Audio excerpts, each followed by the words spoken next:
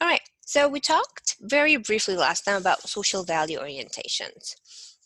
Now, why do we talk about value in the intercultural communication or in having a conversation? Now, values in general, they affect how we look at intercultural communication. So when people from different cultures come together to interact, their messages are guided by and they're reflected by what we call their fundamental value orientations, such as, let's say you have giving you a hypothetical situation. You had a friend and that was a really good person, really good friend, and then you haven't spoken or talked to each other in a very, very long period of time.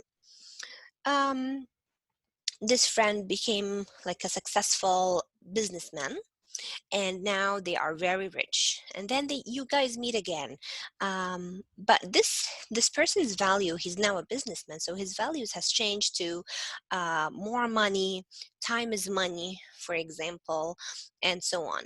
So you're going to get this in your conversation with him. This is not a conversation that you guys value friendship and you value all time, rather than this communication is affected by one of the parties being valuing money, valuing time as something that is accountable. So you'll feel like, okay, this conversation is not very comfortable because the person in front of me does not value me, rather than valuing the time or the money that he should be making in this time. So an understanding of cultural value systems can help identify, again, similarities and differences between people from different cultures, from which the intercultural communication can proceed. Like, again, is value something that could be learned? Could it be shared? Could it be taught by someone? Like, can you teach your child to value family, for example? Is something that you can share? Do you guys think that values is something that we can share, or is it something that we get? So the thing is that we talk about in the social value orientation is what is valuable to you as a person, and how can you prioritize them. So again, something that if you think about it, that what we used to value maybe 10 years ago or even 5 years ago is different than what we value today. Again, because of a lot of different elements, because of the experience, because of maybe traveling. So maybe because we were living with our parents, maybe we did not value them so much. But once we traveled, you feel like, okay, I value my parents more. So it's totally common and it's totally normal that your values keeps changing over time. Well, before moving on to really explain what are those values, we have, again, something that keeps them similar. So even if we're very different across the world, something that makes us similar to each other. Of course, our needs as, biological organisms. He based his theory, what was his name is Schwartz. Again, he's a professor who studied this human value system for over 30 years. And then he developed the Schwartz theories, where he identifies 10 basic human values. But how did he base these human values? He said that there are 3 requirements for human existence, which we discussed last time. Again, we're biological organism in which we need, for example, we need money so we can buy food, we can afford rent, so we need to have a job. So it's just biology and how we work. We need food, we need shelter, we need clothes to keep us warm, and so on. The fundamentals of coordinated social interaction, like you guys said, most of you, like we base our values on our experience, so that's social interaction, our parents, again, traveling, different lifestyles, mass media, and so on. And of course, those survival and welfare needs of the group. That's why, again, people live in communities. We don't live scattered around the earth. But before moving on to really identify what is the human values, he put some characteristics to them. Now, I want you to think of any value that is important to you and see if you can apply it to those six. So to those 6 characteristics. So think, for example, if you value time, if you value relationships, your family thing, just put one in your mind, and let's see if we can outline them. So Schwartz here, he outlines these six characteristics that he believes are common and are true for all values. So first of all, he believes that beliefs are linked to effect. People are usually emotionally connected to values and become, again, aroused emotionally, whether it could be positively or negatively, if a value is triggered. So let's put family as a value. So you feel like, okay, you're emotionally connected to them. You feel like, my parents took care of me. I want to make sure that I work hard so I can maybe support them financially one day. It could even be negatively. Let's say someone did not have very good parents, and one of the values, feel like I value money because my parents denied me money for years. So I want to work hard and get out of this house. So it is, again, it's emotionally connected to where you put your value. The second one here is values are linked to goals that motivate people. Same thing, you love your parents, so you want to work hard. That's some kind of motivation, because your goal is to get a very not good job so you can financially support them. Or in the other thing, my goal is to get out of this house because my parents are not good parents, and I need to, this is a motivation for me to act, to work hard, to have a job, and maybe move out from this house. So for example, someone who values um, kindness and helping others, their goal, and it motivates them to help others in need, such as donating for homelessness, or volunteering at a shelter, and so on. So you have a value, and this value pushes you to act in a certain way. Value serves, again, as a standard or criteria for deciding what is good and what is bad. So um, it's a criteria. It has like a bar meter for right or wrong. When you value money, does this money take you to, for example, again, help others or help your family, or to be financially stable? Or does it decide for you that, for example, putting you in more evilness the more you have money? For example, you just want to have more power among others or whatever.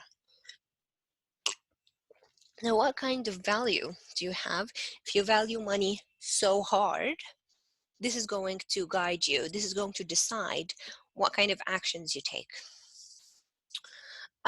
Fifth, an individual's value we rank hierarchically. So again, individuals across cultures, again, different cultures, different ages, different language, you prioritize their values. So again, you have number one, family; number two, time; number three, money. Someone else could have it the other way around: one, money; two, time; and three, family, or difference. And finally, your attitude and your behavior are typically, again, motivated and driven by, most of the time, more than one value. That is, again, multiple values that guide your own social action. So again, Schwartz, the professor who studied the human value, he argues that these six features are true for all values, but what distinguishes one from another is the type of goal or motivation or effect that it has. So you value money, you value your family, so you feel like, okay, I value both of them. So how your behavior is going to change because of those two values. You're going to send some money because of your to your parents, so you can help them out. Let's see what others said. All right, so still we're looking at parents as the primary source of teaching you guys what is really value. Right now, let's take a look at those 10 elements. Now, just a quick note that those 10 elements, I don't have the explanation written in the slides. However, they are written very in details in your sheet for in the reading for intercultural communication.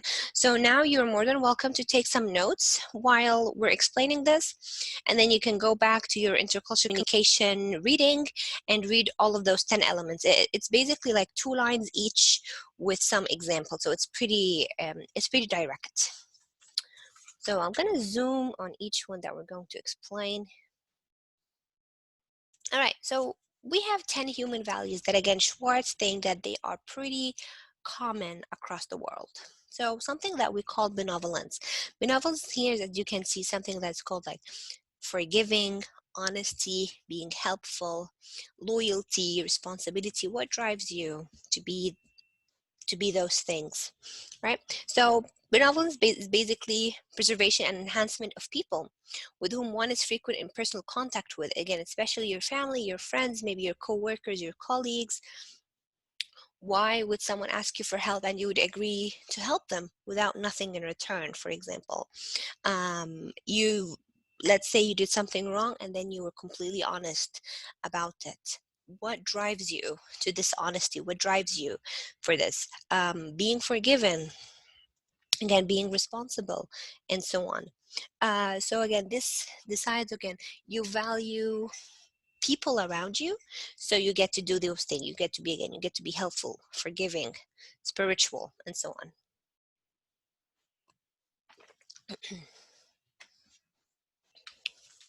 Go a little bit up. You go with universalism. So universalism is basically understanding others, like understanding people of different culture, appreciation, tolerance, and protection of the welfare of all people and all nature. And this is something that you want to think about, like, why is racism a world at peace? There's a lot of, like, you know, civil wars that is happening, a world of even of beauty. Now think about even nature around us. Nature did not take a break from us until the people were in quarantine, right? Because people, it's very common for people to, again, they're the one we cause garbage, we cause pollution, um, plastics in the sea, or plastic bags. So think about all of these elements. So for example, my own personal opinion, or my own personal experience, when I was back in Egypt, I really did not think about much about, for example, when I had a piece of garbage or a piece of rubbish that I needed to throw it in the bin, rather than sometimes I would just throw it in the, on the ground and don't care about it.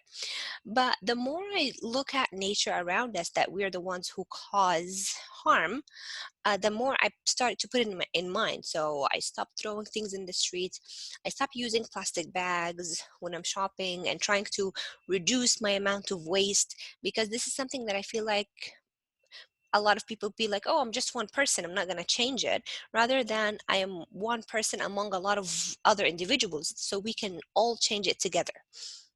That's why nature took a break from people once people were locked indoors, because now it's breathing, it's clean, and so on. The third one that we have is self-direction. Your independent thought, your action. What it's actually self-direction is one of the reasons you guys decided to come here and to be on your own, away from your parents, away from, again, your parents. Most of the time they took care of your bills, they took care of feeding you, but now you decided to travel all the way across the world. You're taking care of your own bills, you're feeding yourself, you're taking care of everything. This is self-direction. It starts with freedom. You wanted to more depend on yourself for the rest of your decision making choices. So again, you're choosing, you create something, exploring, again, creativity, freedom. You choose your own goals. Choosing your own goals, your own privacy, self-respect, rather than, again, my parents decide everything for me. You feel like, okay, this is the time where I get to decide things for myself.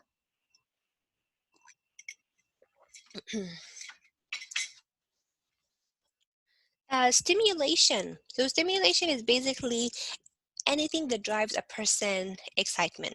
So let's say even if you're a very calm person most of the time, you're very quiet, you don't, but at some point you need something small that stimulates you, that keeps you going, even if it's really small.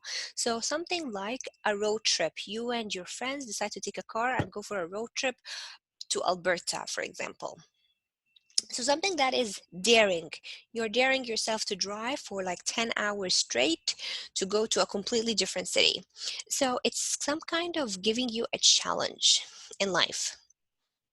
So again, an exciting life daring. It's actually one of the reason people love going to fair, something like Playlands. Do you know Playland, PNE? So it's some of the it's one of the reasons that people like going, because you go to, like, let's say again, you have a very simple life. You go to work, finish work, you go to school, you study a little bit, you pay your bills. Things are pretty calm. But going to PNE and going to this huge roller coaster and being thrown up and down, it gives you a little bit of a daring challenge. It's something that challenges you and something that is again an excitement. I'm pretty sure you felt this kind of stimulation the very first time you reached Vancouver, because again you're on your own. It's very different than what you used to have. Um, Simulation. Okay, next we have hedonism. Now hedonism, it's funny that it's completely different than stimulation. Stimulation, you're looking for something that really excites you, that really gets your blood going. That's why people go on hikes or in like rock climbing, or they ride motorbikes and drive really fast. That's something that gives them some excitement. Hedonism is the complete opposite. You feel like you want to have some sensuous gratification for yourself, something that gives you the complete opposite of stimulation, gives you complete relaxation. So something that enjoying life, self-indulgent. So going on a very relaxing walk in the park and meditating. You're just relaxing from all of the daring life that you have, and you're taking in the pleasure of the nature, of the birds, of the nice weather around you.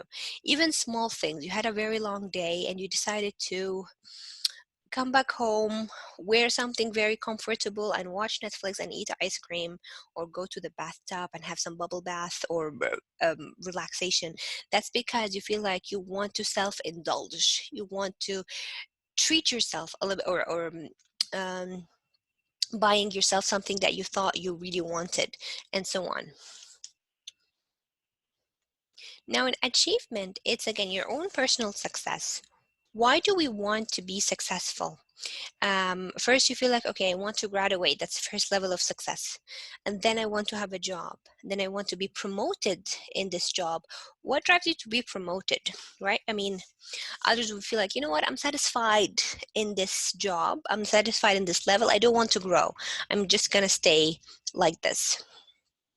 So the personal success through demonstrating competence according to, of course, your social standards. Again, being ambitious, being successful, influential, and intelligent. All of these, again, they fall under you trying to be always better. Again, if we don't have this value, if we don't value achievement, you feel like, okay, I'm just going to stay the same. I'm not going to do something more because I'm happy where I am.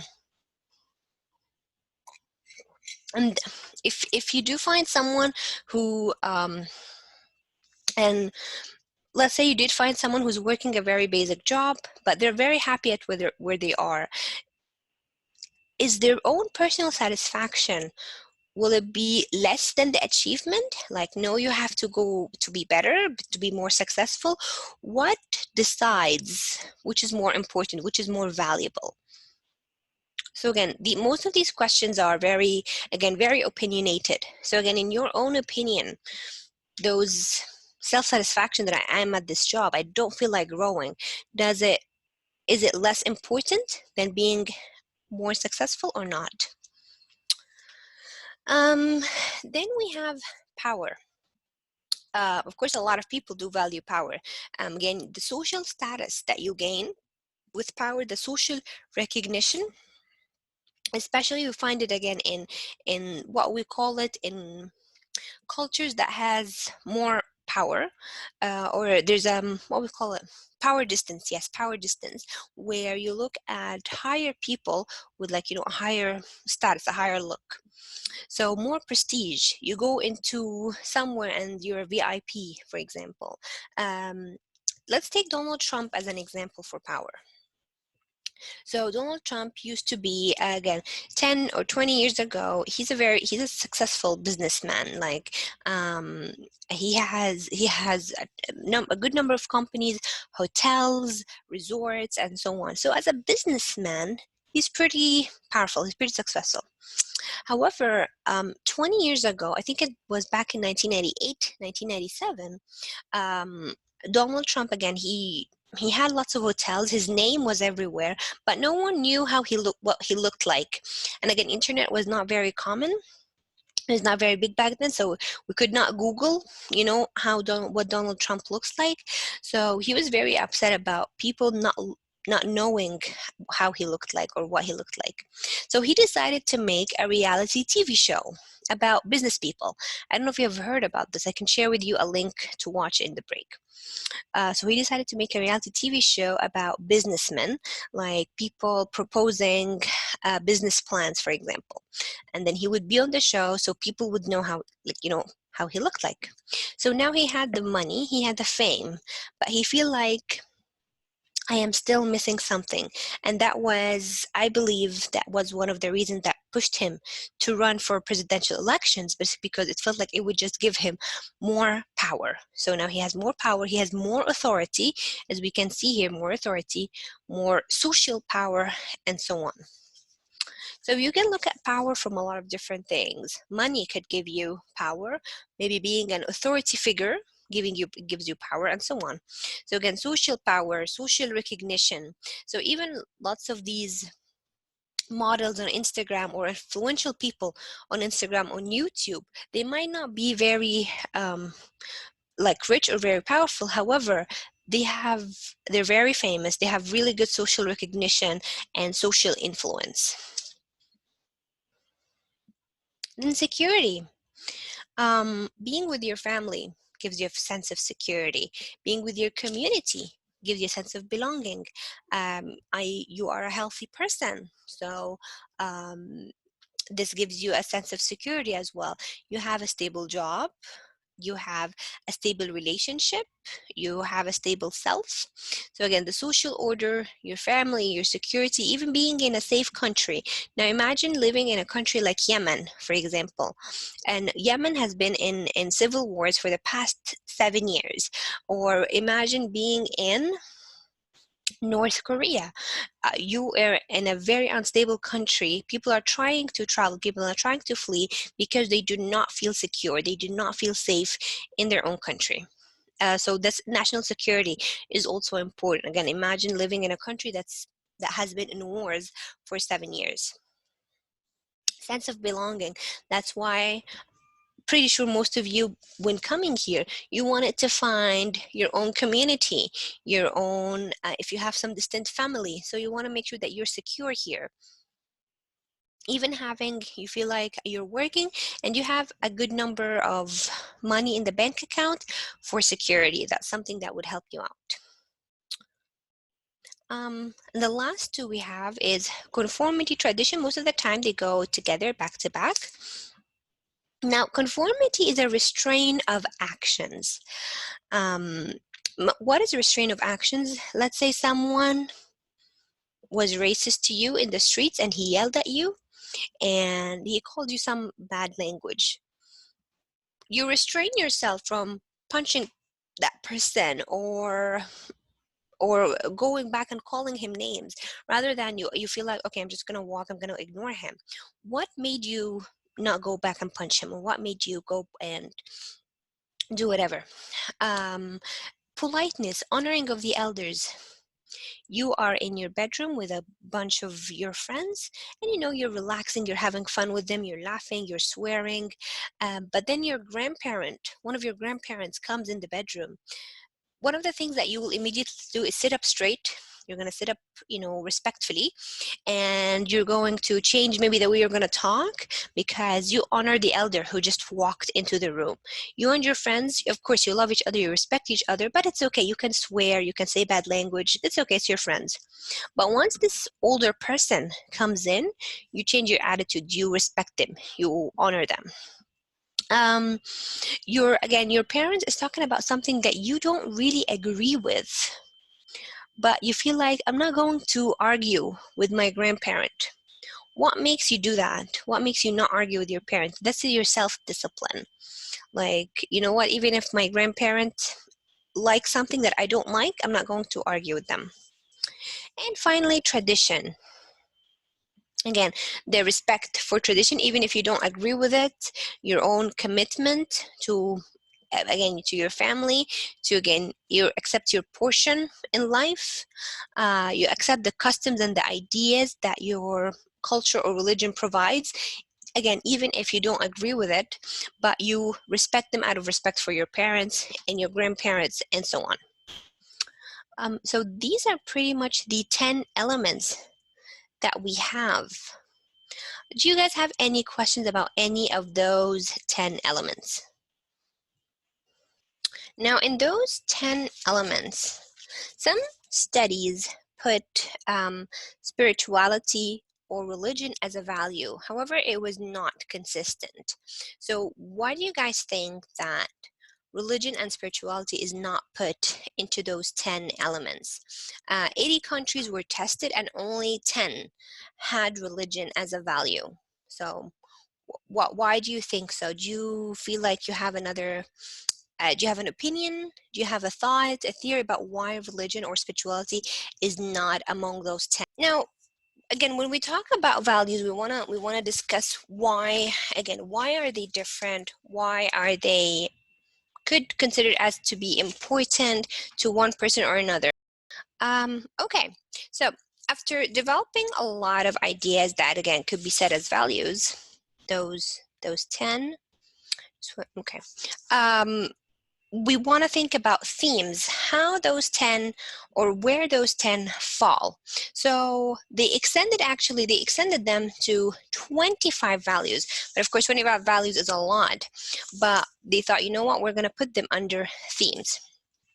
So what are the themes that we're going to put it? We're going to put the self, the family, society, human nature, nature, and supernatural.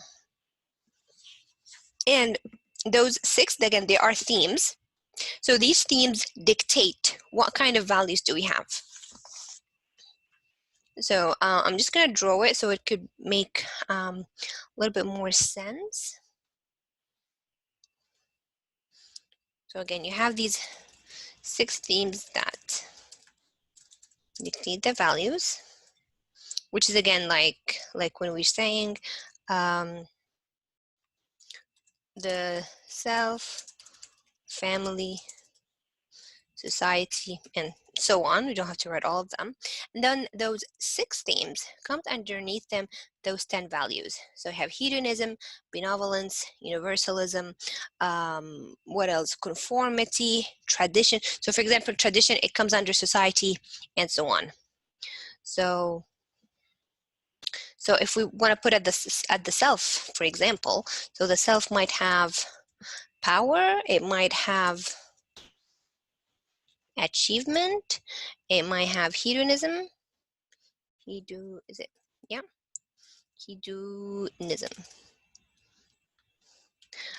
Some other could have, again, something like, again, society, tradition, conformity.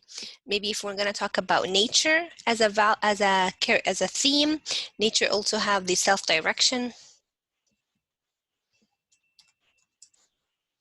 What was the other one? Yeah, universalism. So again, these 6 themes, these are like, they work as the umbrella that these 10 elements comes underneath it. let's see what are those 10 themes. So we start with the self, with me as an individual. So the self here is, again, your own developing self-identity that is influenced by, of course, by your culture, influenced by your tradition, by your parents, by your age, a lot of things. Your independence, your success, your cooperation. Are you helpful with one another? Maybe you're not taught to be so helpful. Maybe you're a little bit on the selfish side. What do you do when someone wins? And let's say you're in a competition, someone won and you lost this competition. Are you going to congratulate them? Are you going to be upset about it? Or are you going to have the sporty soul and, congratulate them, stand behind them and celebrate? What happens when someone loses? Um, are they left alone to suffer? Do they go and try to cheer them up?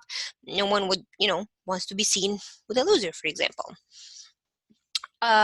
So again, what kind of ways does your self-identity develops? And to be even a little bit more connective, you want to think about these developing self-identity with last 2 weeks ago, with the last 2 weeks reading with communication and self-development. How does your soul develop within, again, how does your mind develop within, again, experience or traveling and so on? I'll have you watch a video in a little bit to show again this what do we do when someone loses, what do we do when someone wins, how does it affect me as a person, as an individual? Age. Now, some culture sees older people like the key of wisdom, respecting older people.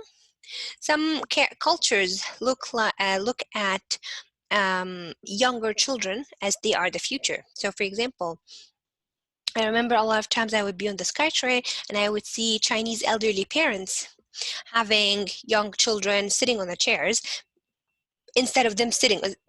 But you think about it, but you're too old, you need to sit down. But they look at children, I need to protect this child because they are the future. And finally, in the activity, think about remember the very first day of our classes, how do you identify yourself? Do you identify yourself with your nationality? So you want to connect yourself with, again, notice that I'm using the word the self. So you want to connect yourself with nationality, like I'm from India, I'm from Punjab, or do you want to relate yourself with your job? I am a teacher, I am a student, I am a retail worker. So how do you identify yourself? This is something else that you feel like, again, is it individualistic or is it collectivistic? So if you're more collectivistic side, maybe you want to relate yourself, identify yourself maybe with your family. Like I come from X family and they're a very powerful family in India. Or are you more individualistic? So you want to look at your job, like I'm a teacher, this is what I do. Or maybe you want to have a mix of both, such as identifying yourself with I am a mother of two.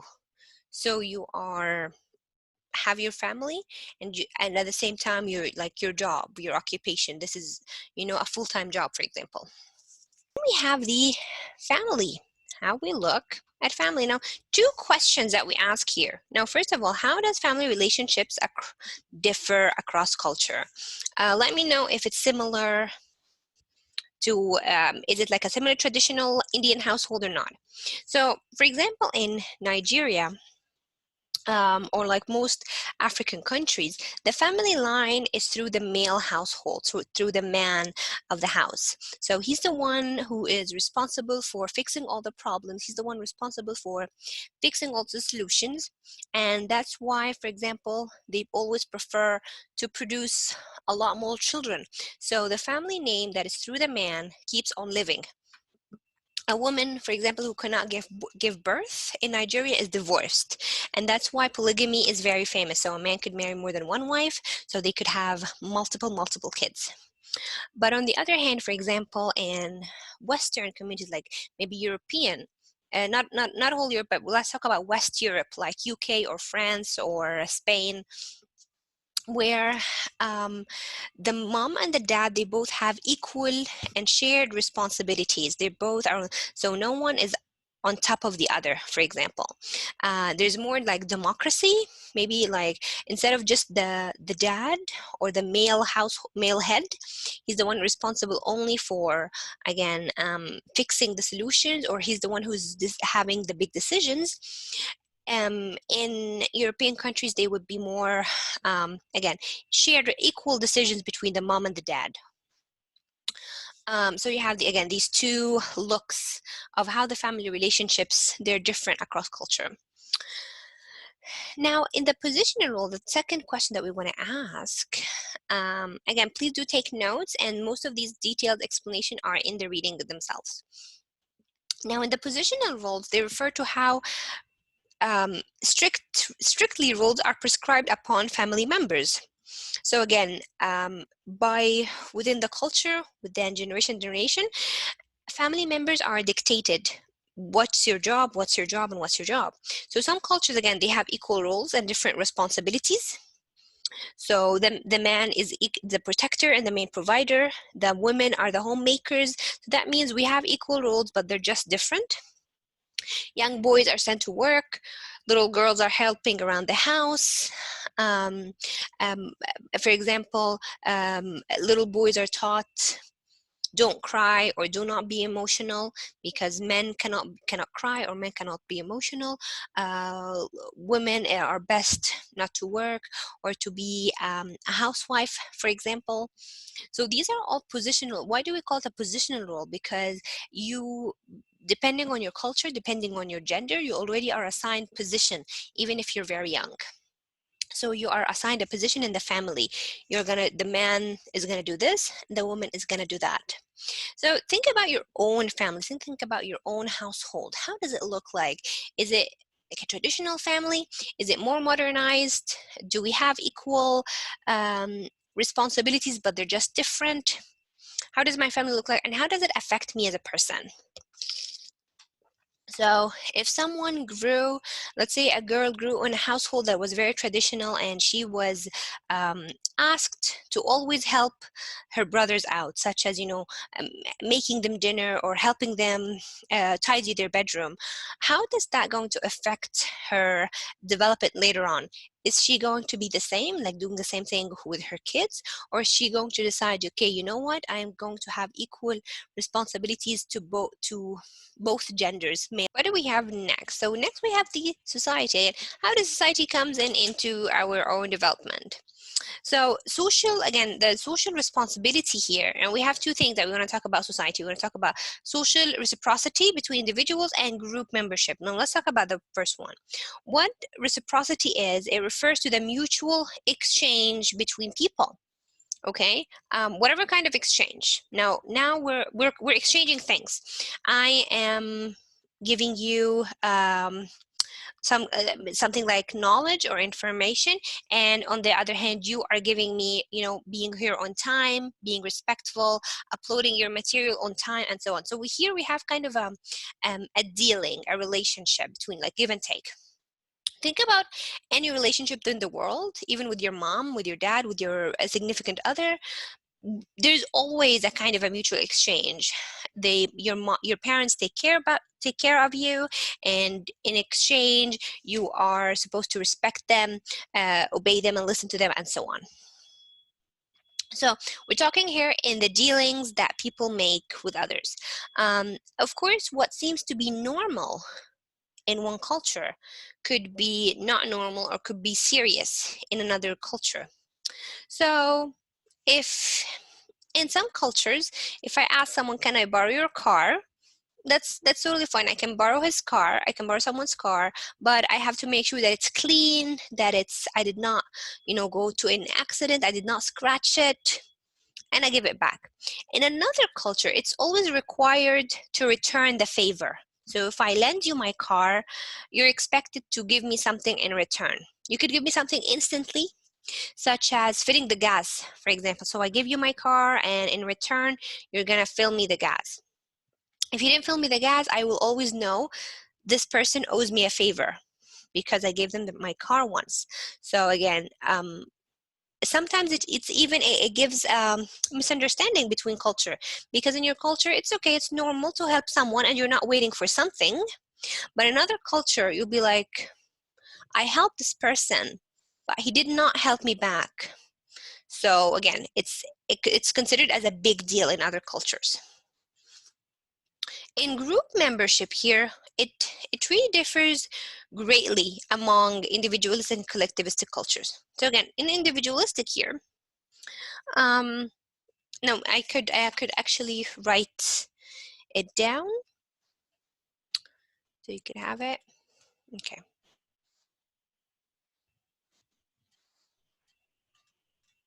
So group memberships.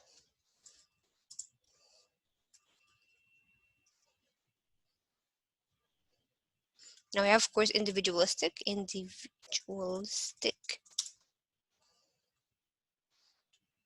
Now you look at in individualistic groups that we join many groups for a short period of time.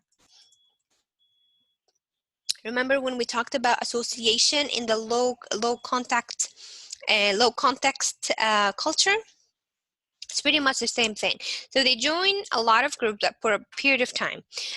These groups are usually for my own individual needs.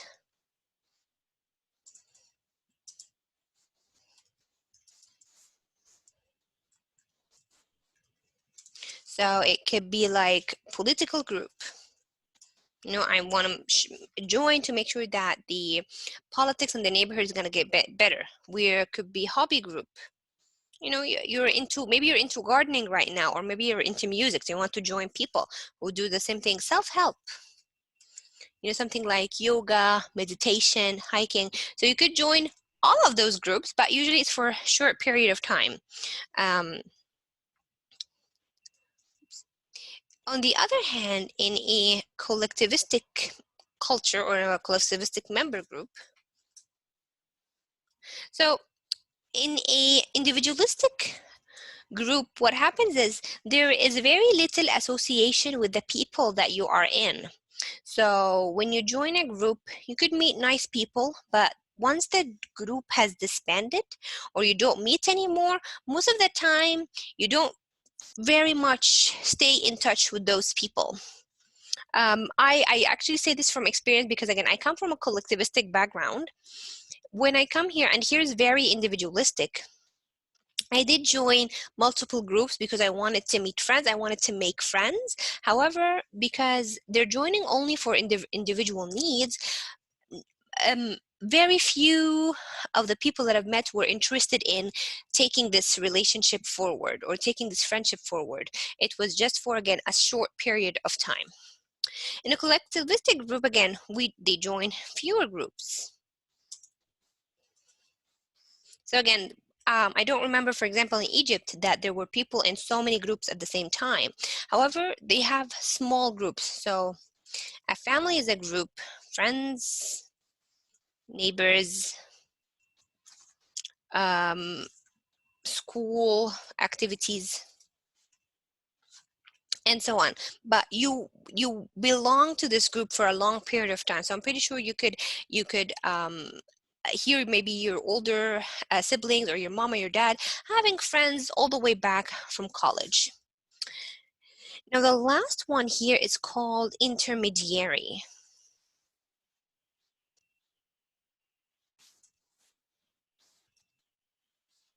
In an intermediary, it's a mix between individualistic and collectivistic. It could be actually be something like your generation. So you're mixing between both. So a mix between both, usually on the collectivistic side.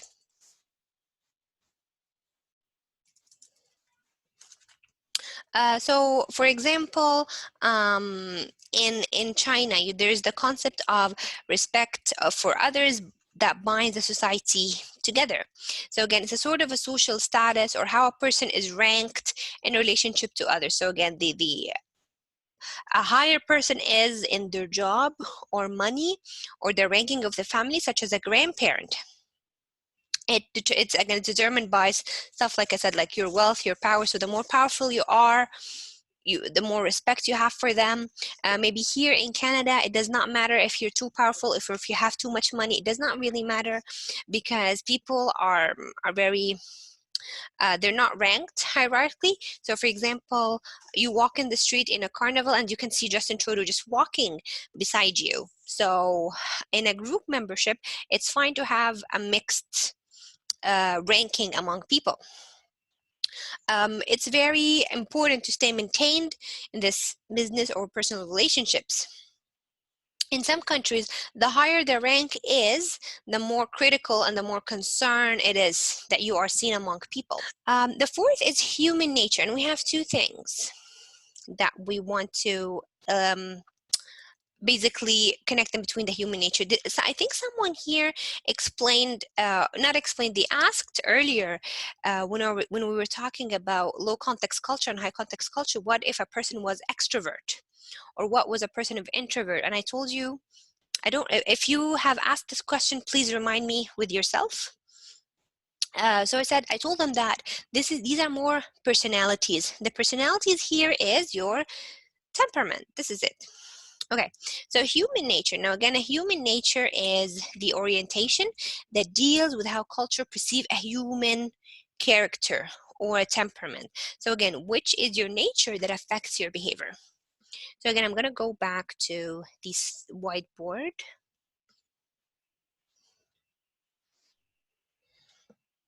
Now you have two things. You have high context culture, or actually we could say we have individualistic, which is again very connected to low context most of the time. Then we have the other one, collectivistic and high context. Now, what about someone being introvert? Whoops. Oh no, where did I go? Oh, there it is. Okay. Well, again, what if someone is more introvert, or what if someone is more extrovert? Where do they go?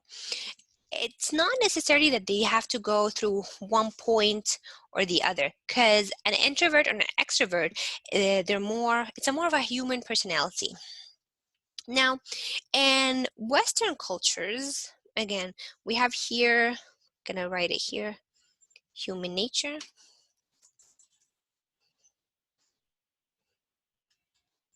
And then we have two things.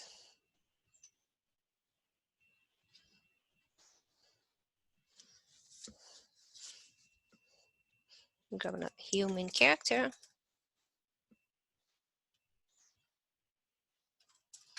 And the temperament.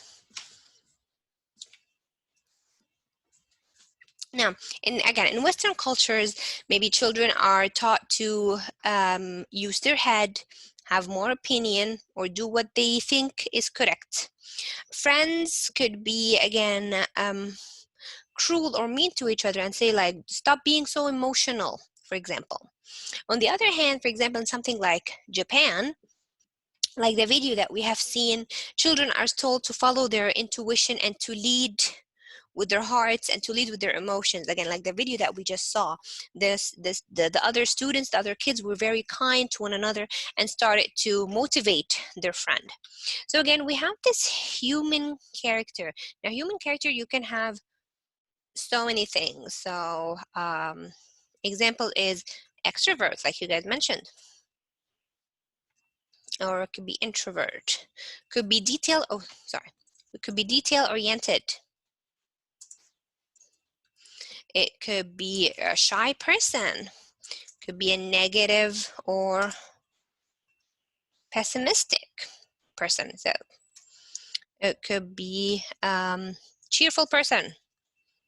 No, again, and you can think of thousands of other of human character. Now, again, the temperament here again is the nature that affects this behavior.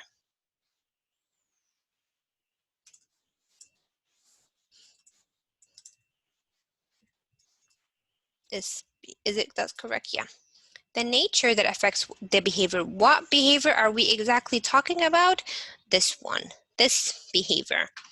So maybe we're talking about how, in what way you were grown. What made you be an extrovert? What made you be an introvert? What happens if you're an introvert in a collectivistic culture? So again, let me tell you an interesting story. So me and my husband, we both come from a very collectivistic culture. I'm an extrovert person. I don't mind having, this is my human character, I don't mind having multiple friends at the same time or having extended family. However, he is an introvert. Now, again, he's an introvert in a collectivistic culture.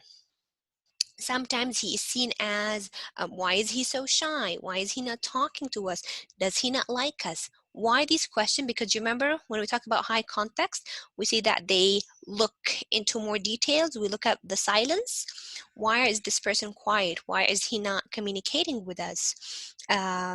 Is he, what kind of, again, the effect of this behavior? So again, being an introvert, how it affects the nature around him. So that is an example of how the human character and the temperament comes into effect in discussing your human nature and in discussing being in either high context or low context culture. Okay, now the last two that we have here before our break, again, they're pretty small. Now nature here is, again, going back to, let me remind you, to universalism in the 10 human value. How far are you deeply connected with the nature around you? So nature is pretty much anything that falls under biology, falls under physics, geography, your structure of your DNA.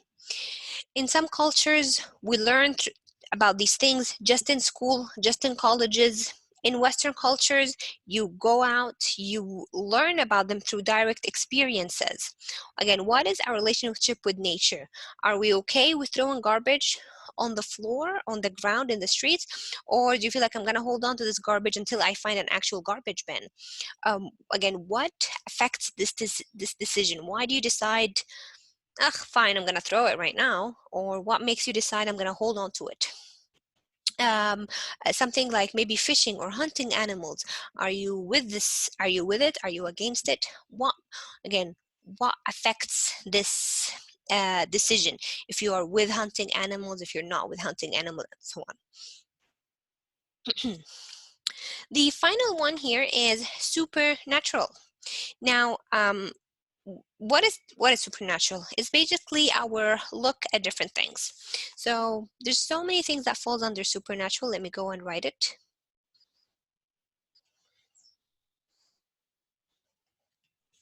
So what falls under supernatural?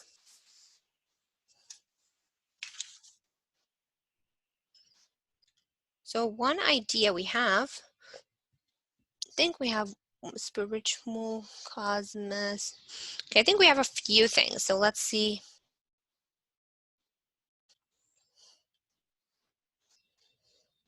So first one we have is how the cosmos, zodiacs. Now, how culture, again, the perspective on the cosmos reflects, for example, philosophy about its people relationship with the supernatural. So something like zodiac, like the horoscopes, Leo or a Virgo or Scorpion or whatever. Or they tell you, like the cosmos, they tell you something like Mars is now 90 degrees on the earth, so that means that affects my personality in a different way. Of course, this is too much reading into it. Something like the spiritual world or the outer or the afterlife. In some cultures, again, some cultures look at it as something that we cannot play around with. You know, if someone dies, they die. We should not play around with it. It's very dangerous.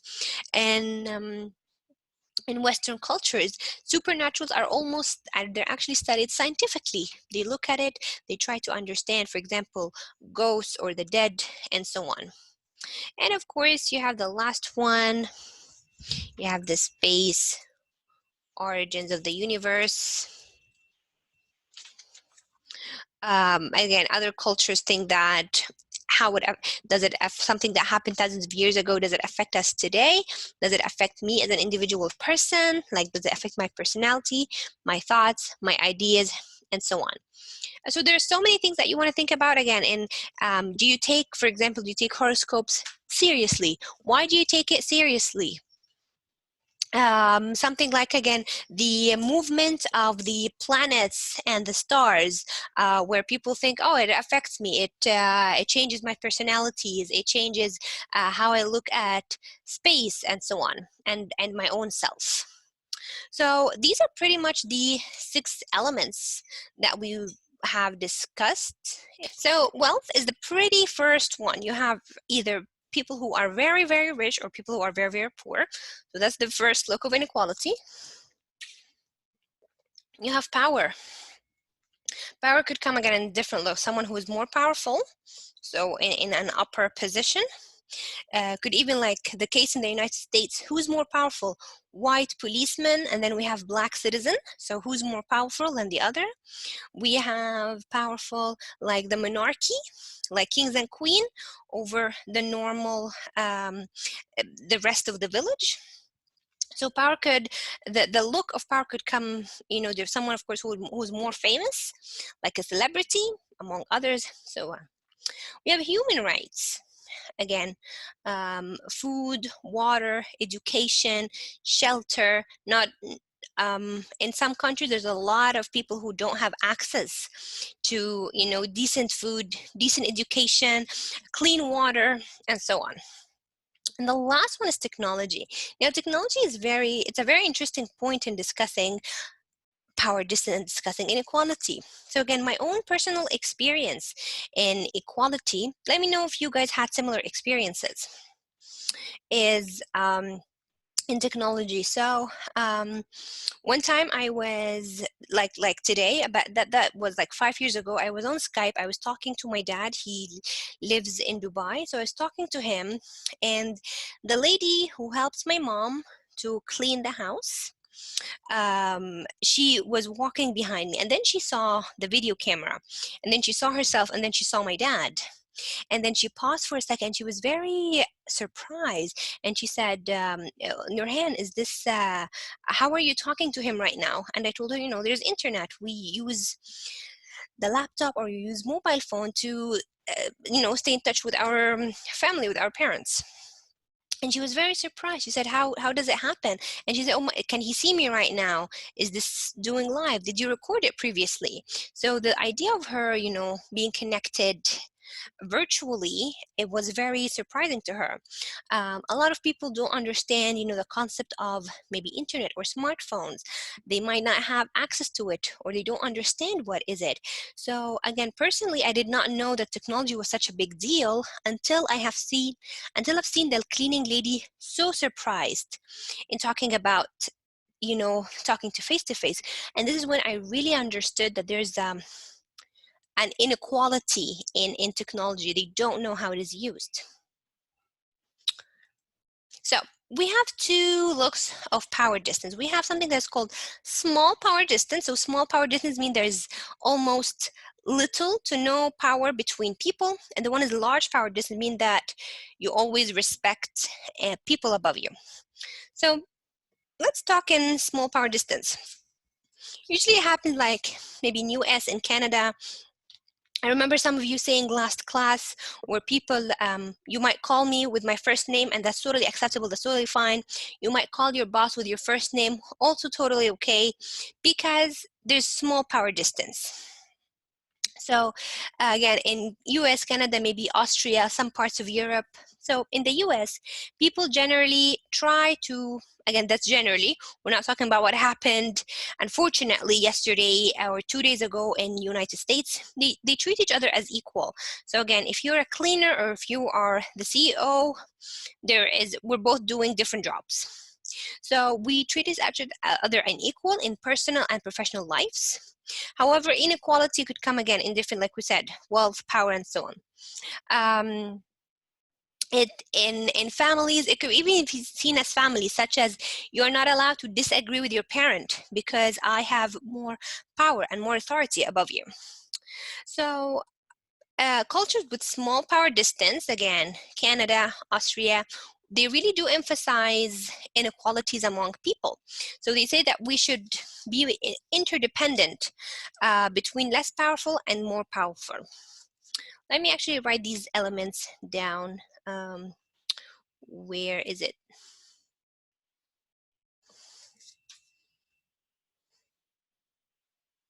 So clear this one. Okay, so small power distance. Example, so maybe Canada, Austria, or again, some other parts of Europe.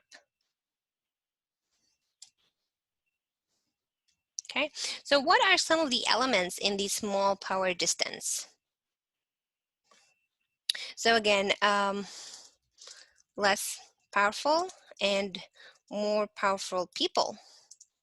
Powerful are, again, we're interdependent on each other.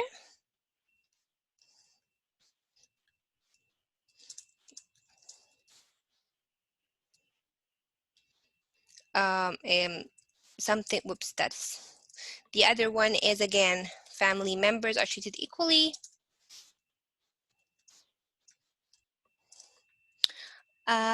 Decisions are reached democratically.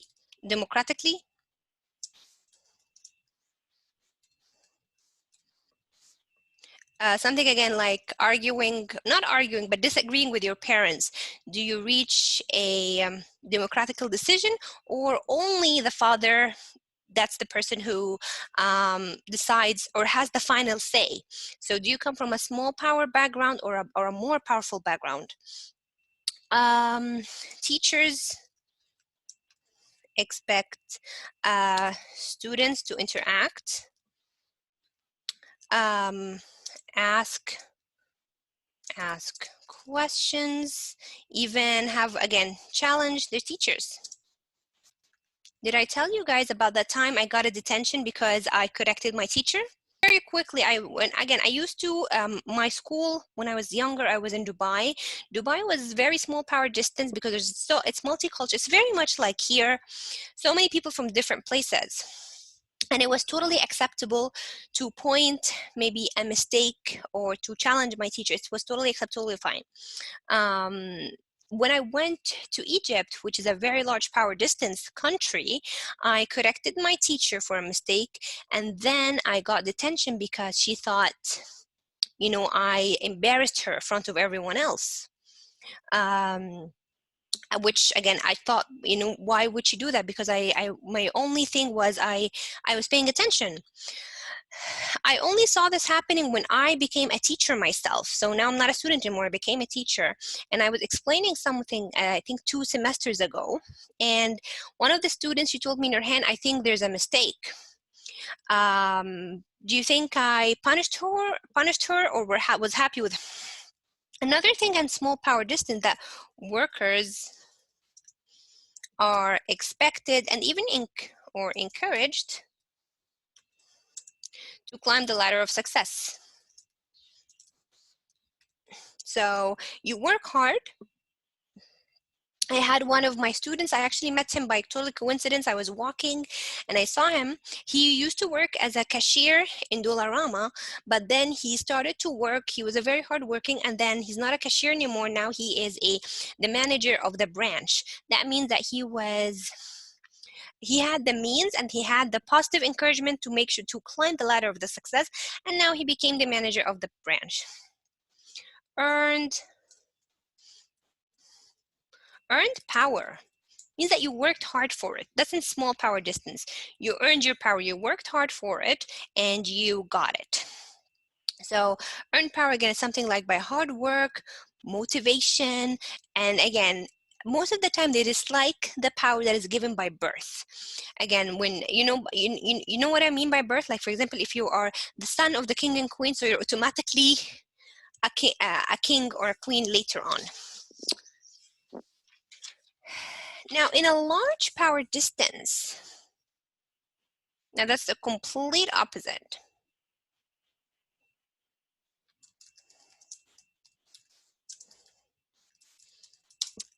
Unfortunately, Egypt is one of them. Could be Mexico, some part of India. Again, maybe things are a little bit modern right now. But let's see what's happening in a large power distance society, or again, large power distance country. So inequalities among people is just expected. This is, you were born in a specific status, you stay in a specific status. Qualities are expected. Again, less powerful people are dependent on more powerful people. Not so, it's different than the first one.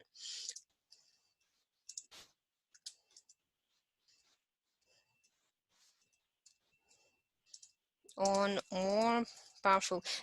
So you could be dependent, like maybe on money, maybe on security. Like for example, workers in China, the small workers, when they are under the mercy of the big CEO or the big boards in these huge areas. Children, students are expected to be obedient. Not arguing with their parents or teachers. Not arguing. Teachers are dealt with respect and of course authority. I don't have enough space, so let me see if I can. Oops. Okay. There we go.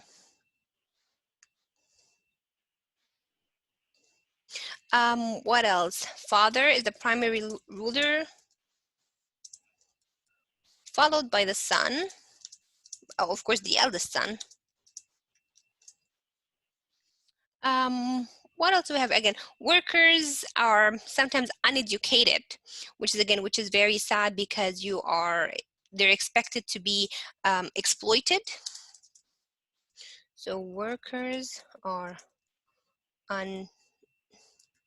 Oops.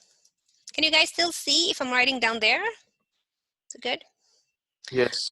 Okay, so workers are uneducated. Superiors, their bosses always have power over them. That means that they're, again, so let's take factories and manufactories in Bangladesh and in Mexico. They're very exploited. They're very terrible. Workers are uneducated. They're underpaid, but they are under the mercy of the superiors who have more privilege and more power above them. What else? So basically, power distance here is related again to, of course, which even if you were born in let's say I was born in Egypt, which is a very large power distance country. However, my family does not practice power distance. They practice more small power distance. Means that we are all equal to each other. We work together.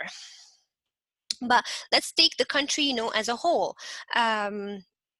For example, celebrities. Celebrities in Egypt, you can never talk to them normally, right? There's always bodyguards around them. There's always like big cars for celebrities and politicians. But here in Canada, again, you could be in a parade, you could be in a carnival, and Justin Trudeau is passing beside you. There's no need for cars because there's no power distance between us. We have different jobs in different areas. So that's the one that we're focusing on. I'm pretty sure in India, for example, politicians and celebrities are treated more higher than the normal citizens, for example. So having like black cars or bodyguards around them, so they could not be seen or touched normally like everyone else. Okay, let's go back to our PowerPoint. All right, so basically that is the main differences between what a small power distance country is, such as Canada, and a large power distance country, such as, again, Philippines, Mexico, Bangladesh, and so on. Now, power distances, again, that's a very good illustration of what power distance is. Low power, so even look at the red person. So even if the red person here is the leader or the boss, but we're still together. But in a power distance, the leader or the boss is above them, not equal to them. The power distance here is also related with the face and what we call face work in a conflict situation. Again, we know that it represents your image. So we have 4 types of what is face. Now again, it could be both. It could be either with large power distance or small power distance. So the self face here is the concern for my own image. My own image here is when I'm a celebrity, so I don't want to be seen with someone who is not a celebrity or just a normal person. Or I could be concerned for my own face, that I want to show myself doing good things, donating and stuff like that. The other face is the concern for another image, is who am I talking to? Who am I seen with? Am I being seen doing good stuff? Am I be seen doing bad stuff? Like, for example, yelling at someone, for example, or yelling at someone who is less powerful than me. And a mutual face is a concern for both parties. Now let's take the TV show Keeping Up with the Kardashians as an example. You want to concern for both parties. So both parties want to make sure that we're still famous, we're influential, we are seen as nice people, we are seen as so I don't want to be seen as someone, like, let's say I was yelling at my maid, for example, and I was being very rude to her. That's a concern for both parties, because here people are going to judge what's happening on both concerns. Like what happened in the United States when the white police officer killed the black citizen. That's a concern for both parties here. In a face work, it is used to manage these face concerns during conflict, which is the same thing that's happening with the in the riot. The white policeman that's a conflict between him and the deceased African American man. So how is this conflict being seen?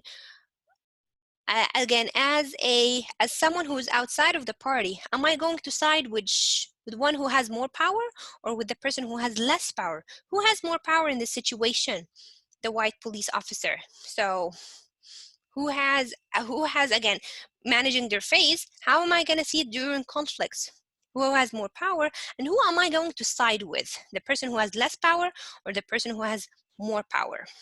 The final one here is uncertainty avoidance.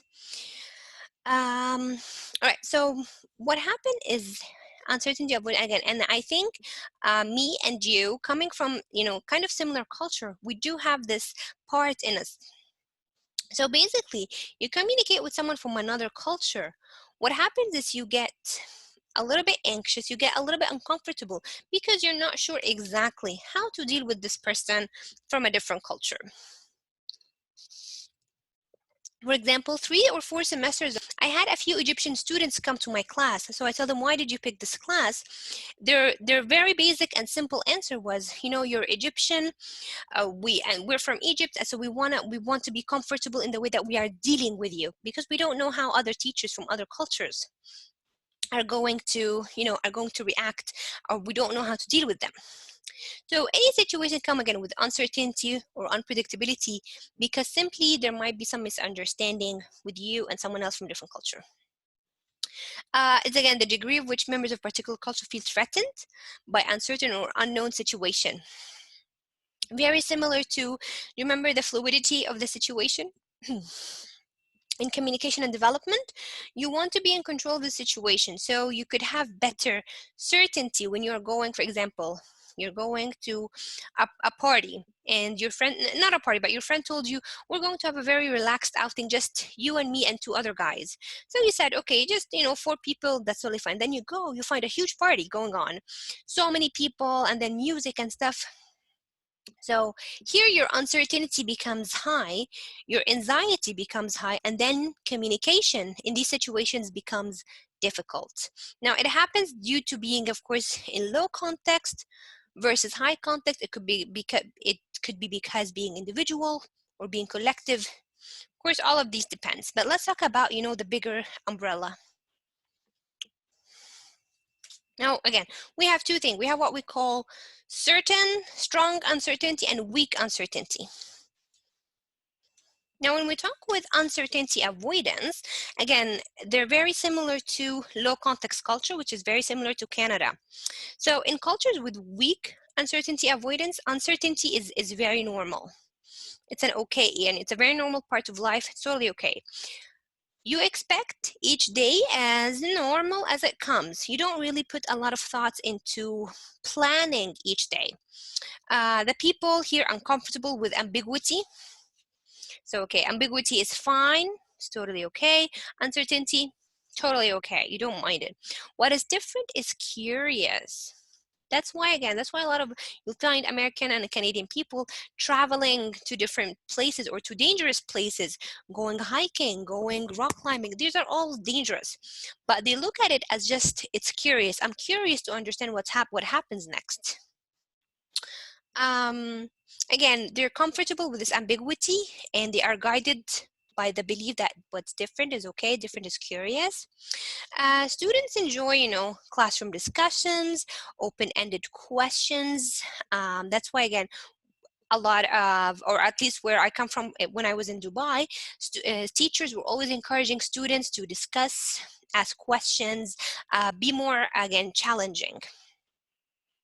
They learn precision. That's why, again, that's why there's a lot of respect for time. Punctuality is learned. They have, again, high tolerance for innovative ideas, and this is something, unfortunately, that I have seen, like when I had a mix of Indian students and I had a mix of like Italian or Spanish students. My Indian students used to be coming from, a strong uncertainty avoidance. Sometimes they would be a little bit shy or a little bit uncomfortable to do something new. Why was that, or why is the reason for this? Because they believe that, if I do something new, if I do something maybe crazy or creative, my teacher is not going to like it. And actually that happens also in Egypt. Egypt is a strong uncertainty avoidance. So students feel like I'm going to stick to something that is guaranteed that's going to give me good marks. Rather than Western students, they would be, for example, creative in giving extra or creative ideas. So that's why this is something that I want to share with you guys, is that you can go crazy in your presentations. You can go very creative in your presentation. I want you to be able to, again, there's high tolerance for these new ideas. So even if it conflicts my own idea, you are still encouraged to do it. And of course, motivated by your achievement because you're being pushed forward. Now, on the other hand, a strong uncertainty avoidance. Now, uncertainty is a continuous threat. That's why what is different is dangerous. Have you heard maybe your mom or your dad, when you want to tell them you want to try something new, but maybe your parents are a little bit resistant to this new idea because they feel like, you know what, no, we want to stick to something that we already know. We don't want to start something new, or we don't want to have to be the people who start something new. Of course, high anxiety is typical because you're always uncertain about everyday situation. That's why we always look for structure. Structure is when you guys ask me, for example, how many questions are going to be in the exam? Where am I going to study from?